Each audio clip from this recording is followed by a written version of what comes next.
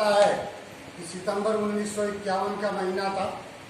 लोग पूरे वेग में, परिणाम ये हुआ कि कपकपाता वातावरण चिंता से घिरा कि हम सब से। तभी मैंने चौंक कर देखा कि अपने विशिष्ट धवल वेश में आच्छादित एक नारी कमर में। आघात माने आक्रमण, विशिष्ट माने विशेष, और धवल माने सफेद।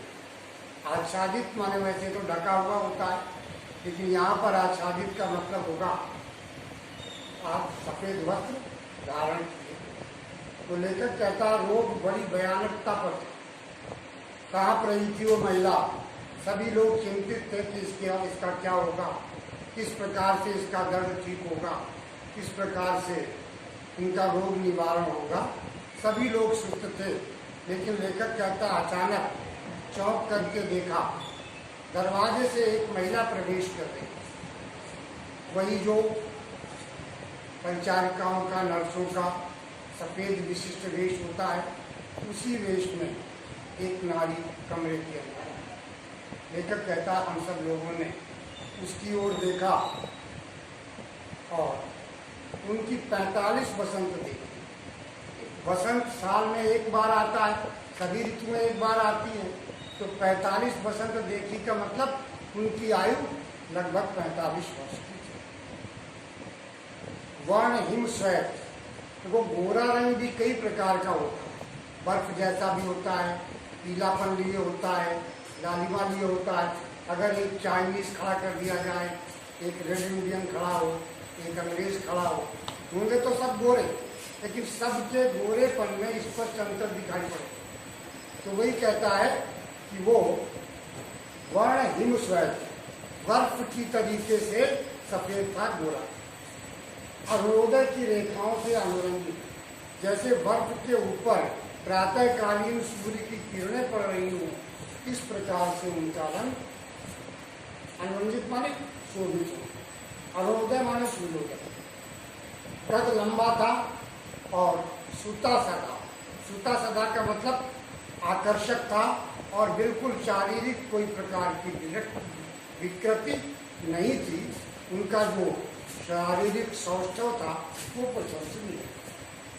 और आते ही उन्होंने कहा लंबा मुंह अच्छा नहीं लगता, बीमार के पास लंबा मुंह नहीं।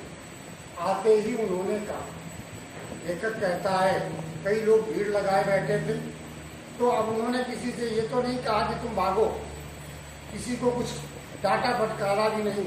उन्होंने कहा बीमार के पास लंबे मुंह वाले लोग, ज़्यादा बातचीत करने वाले लोग अच्छे नहीं लगते, इसलिए बीमार के पास से लंबे मुंह वाले लोग चले गए, क्योंकि वो अच्छा नहीं होता।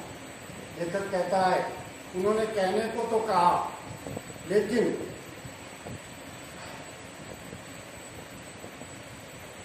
उन्होंने इतने प्रेम से कहा कि भाई उदास होकर मत जाए। मुंह लंबा का मतलब लटका हुआ मुंह समझ लीजिए कि तो कोई लंबाई में नहीं होता, किसी का मुंह 1.5 फुट होता हो, तो लटका हुआ मुंह यानी उदास से। उन्होंने कहा कि भाई ज़्यादा बातें करना ठीक नहीं, और ना ही मरीज के पास किसी को उदास होकर के बैठना है, क्योंकि अगर उदास होकर के बैठोगे तो मरीज को लगेगा कि हम बहुत ही जिसको बहुत ज़्यादा गंभीरता हो वो जाए। भाषा साफ सुथरी थी, उच्चारण भी स्पष्ट था और एक प्रकार से आदेश था।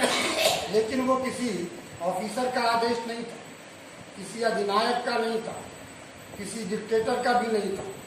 एक पूर्णतया माँ, जिसका आरंभ होता है शिकंजे से और अंत जिस प्रकार से माँ अपने बेटे के हित चिंतन को लेकर उसको डांटती है और फिर उसे अपने गोद में पनाह देती है, उसी तरीके से तेरसा का भी था कि वो पहले तो उन्होंने डांटा और फिर मुस्करा दी और अपनी मुस्कुराहट से रोगी के कष्ट को दूर करने का प्रयत्न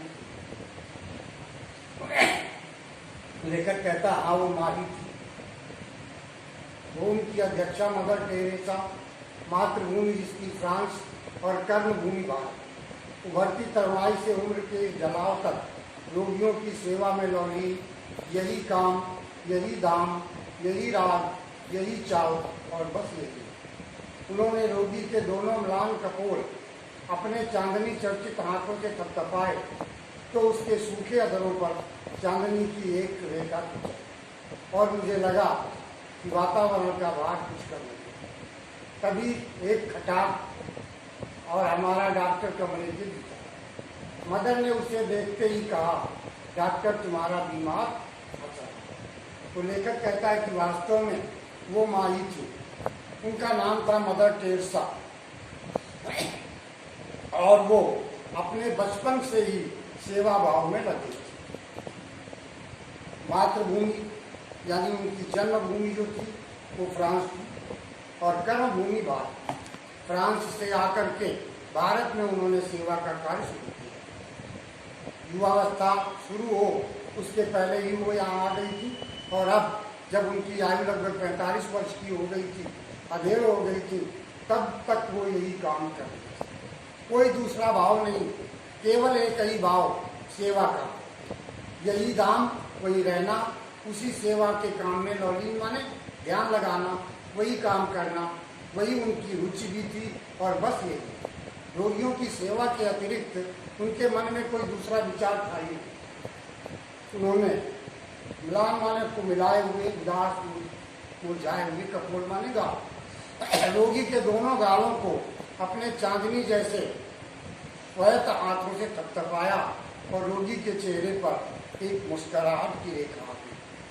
परिणाम यह हुआ कि जो वातावरण था, जो उदासी से भरा हुआ था, वो वातावरण हल्का हो गया और उस हल्के वातावरण में मदर टेरेसा ने भी मुस्कुरा करके शामिल। उसी समय एक खटाक की आवाज़ हुई और एक डॉक्टर अंदर आया। तो उसको देख करके मदर टेरेसा ने कहा कि डॉक्टर तुम्हारा रोगी हंस रहा, अर्थात मैंने बिना दवा के ही इसकी पीड़ा को कम कर दिया है और ये देखो तुम्हारा रोगी अब मुस्कुरा रहा है। इस प्रकार से मदर टेरेसा ने अपने भाव व्यक्त